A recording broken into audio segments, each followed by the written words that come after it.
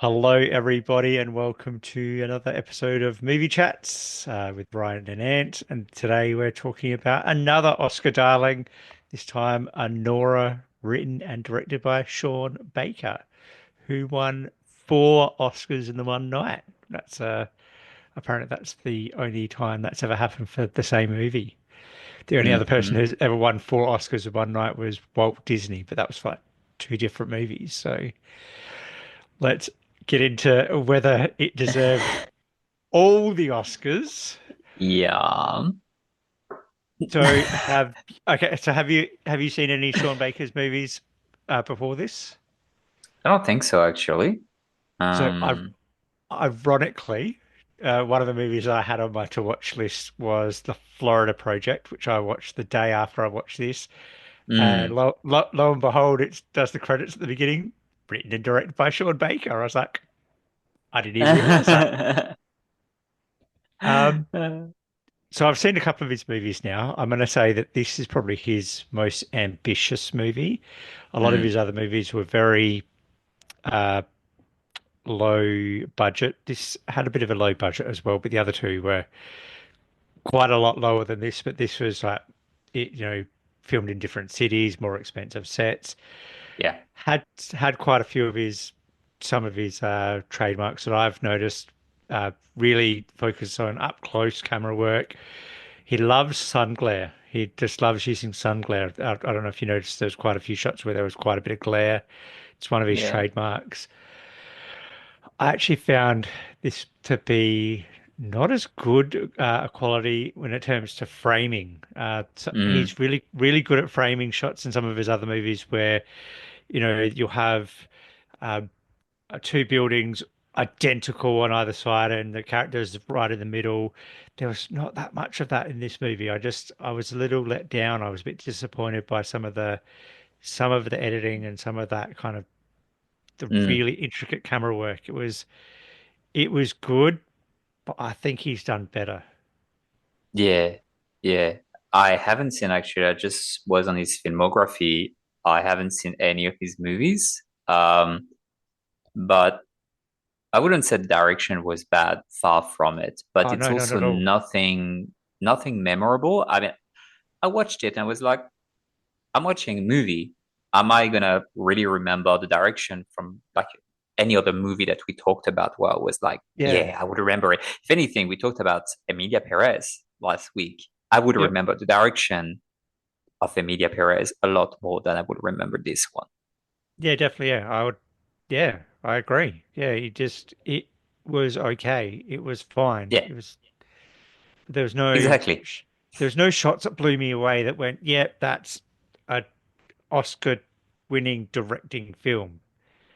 Yeah, So and I don't mind that if other things are shining through, if it's about the dialogue or if it's about the acting and you have a very, I wouldn't say soft, I don't know how to describe it, but kind of not in your face direction because you want to let other things shine through. But I also didn't feel it was the case with this movie. yeah, agreed. Uh, well, let's go to Mikey Madison, who Yep. won the Oscar for it. Like she was very good. I loved her Hmm. Brooklyn accent in it. But again, I think the Demi Moore in The Substance was a far better Yes. performance. Yes. Like, like Demi Moore put herself out there. I mean, okay, Mikey Madison did as well. Some of the obviously quite a bit of nudity as well, but that's about it. There is no real. Yeah. But it was a bit different. So I think Demi Moore had this very raw, almost tragic. It was not only about nudity, it was about aging and vanity Yeah. and how to age gracefully. There was a lot more substance in the substance. Yep. Haha. Yeah. Um, and this one, I get it. She's playing a sex worker, and there is quite a bit of sex scenes that are not all needed, to be honest, if I'm, not being a prude or anything. But I thought it's like, okay, we get it. She's a sex worker and they have sex. Okay, you don't need to put like, I don't know how many in there when it's quite repetitive. It kind of always the same thing. Yep. So yeah, she had to do that, but Was she really vulnerable on the camera? Sort of. She did all right. Did she deserve to win the Oscar? I don't know. I also don't think that the writing was giving her so much to showcase her acting range because it's a lot of swearing and repetition in what she's saying. That's really how I felt. I yeah. Yeah. Um, yeah. Obviously, I don't even know how to really describe it. The narrative, it was quite free flowing. Try and say that 10 times fast. It was easy to Mhm. follow. Yeah. I actually found it very similar to Baker's early work in Tangerine. So in Mm. Tangerine, it's all about a character who's going off searching for her partner, and here it is, Annie, Anora is going searching for Vanya. Most of that movie is just a bit that kind of that traveling, that searching. It's very similar to his earlier work. So Mm. I found it almost repetitive of the narrative. He didn't really try anything new, if that makes sense. That makes sense. I Yeah. thought the movie was a bit repetitive. I The story is Yep. it's following those characters, but I have a few issues with it in the way that it doesn't really amount to anything. Mainly because none of the characters are really likable. Um, Yeah. and it's yeah, I is it a love story? Is it not a love story? Personally, I think she's kind of doing it for the money, but also she seemed to like him, and then she still has her pride towards the end. But and this guy is he's an asshole. Like, Yeah. there's another word at the end of the day, he just caves to his parents, and there was really nothing in it besides sex, and he liked her company, and then that's it. It Yeah. doesn't really amount to anything to me. It felt a bit No. hollow. Yeah. It like it just yeah, because he was very he went against what his parents wanted, and then all of a sudden he's gone back to just being that little kid again. It just didn't feel. I don't know because is it a is it a cultural thing? Obviously, I'm not Russian. I don't know if it's a cultural thing, and I don't know. yeah, I was just waiting for the movie to give me something more because the guy looks very young as well. I really thought that the twist was going to be, well, no, he's not 21, he's actually 16. And then it turns into there yeah, is a bit of a story, but no, actually, he's 21 and he looks like a Russian Timothy Chalamet. That's it. yeah. Because yeah, when Taurus is going just yelling at Annie, he's just a kid. He's just a kid. I was like, Yeah, I that's when I thought you're exactly the same. I was like, oh, he's going to be a juvenile. He's going, and this is where it's going to go. yeah. But no, then he just runs off, and then it's just the search, and it's like, okay, you've done this before. Uh, I kind of got a little bit bored. I liked at the Yeah, end when the parents came, and uh, Annie says to the mum, uh, the only reason why he did this is because he hates you, and the dad just starts cracking up laughing. I got a yeah, chuckle. I laughed at that part there because that was funny. I would have yeah, thought, but then that was just underdeveloped as well. Like the parents, it would have yeah. been nice to see. I did chuckle at that. I had a chuckle when the Russian and Armenian guys are coming to the house and she's being hysterical and she kicks Oh, them and she swears at them and they are trying their best because they need her to stay put and they need yep, her to come and sign the annulment paper, but yep, she's just like going full on and hitting yep, them and swearing and that was funny. I was like, okay, that's a bit of dry humor. yeah, I like that. But uh, otherwise during the yeah. movie, it's not really a comedy either. No, Didn't laugh. no. Ah, I, I, I didn't dislike it. I thought it was good film. When we get to our scores, I'll let you know. But yeah, Yeah, um, I didn't dislike it. I was just there was so much hype around it and it won Oscars. I just I was waiting for something more. I think it was just overhyped in my head, and yeah.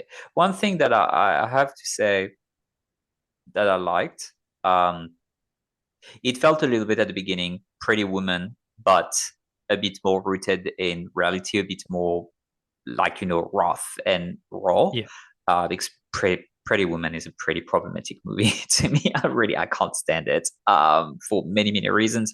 Um, but this one felt quite real. And I read that sex workers actually praised the movie for the depiction of sex workers' life in the way that it's not demonized and it's not glamorized as well. It's pretty accurate. Which, if the movie will take that and show us a bit more of her life, her struggle, and not necessarily a struggle, but like just her life as a sex worker. That would have been actually very interesting just to go into that alley. But then it turns into a love story that is not a love story, that is a chase for this guy who is lost and running away, and the annulment of the marriage. It's like you're going in the wrong direction. You yeah, had something, and I don't think that you pushed that enough. yeah. Because Sean Baker's very good at doing that. Those kind of showing how those kind of minorities live. Like in Tangerine, Yeah. it's about so there's two transgender women who are searching for one of their boyfriends.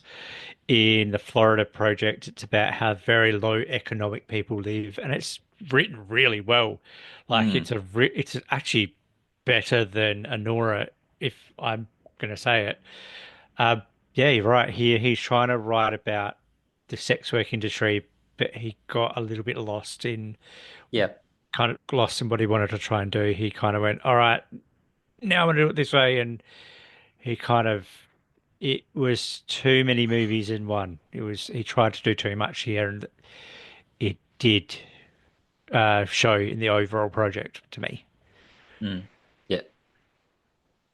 Another thing that I kind of found a little bit frustrating was the force manipulation in the soundtrack. I thought that, especially just as they're getting married and just after they're getting married, it's all of these, lovey-dovey. They're, kissing on the sunset, and the helicopter pans out of them on the balcony. It's got that amazing song playing. It just Yeah. felt like it was just it was ramming that down our throats a little bit. He hasn't done that before because Mm, he's never had the money to put towards a soundtrack in his budget. yeah. He's he just did it poorly Yeah. to me. I don't know did that something you noticed?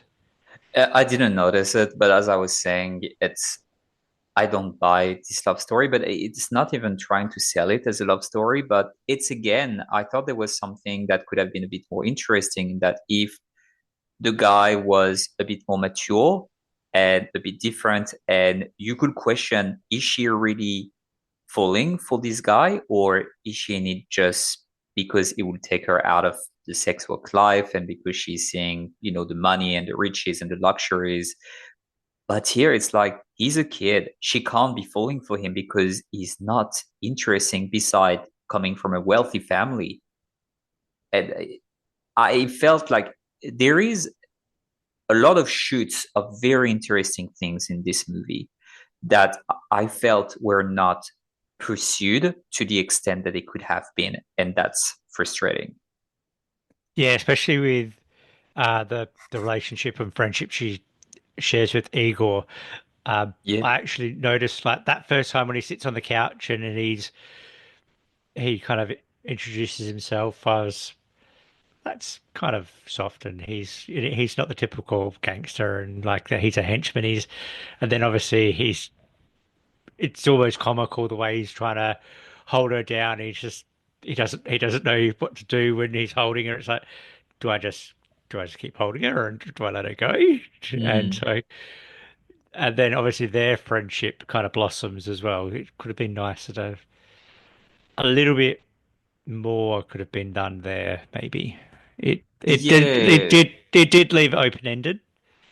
Yeah, it could have just tying into the story, like, a little more. And I think it's, again, if it was something where we don't know if she's interested in him or she's interested in the money. And then if we found out afterwards that he was really just interested in the money, but Igor is the real deal, that she could fall for him, but he's poor, um, and then just leave that open ended, I think that could have been done much better. I think this is actually what they are trying to do when she's saying that, um, or he's saying that his car is his grandmother's, and she says, "Oh, it reminds me of you." And he says, "Well, do you like it?" And she says, "No." For me, it's like it's because you're dirt poor and I'm dirt poor. I don't want to fall for you because then I'm going to be stuck in this life that I'm trying to escape.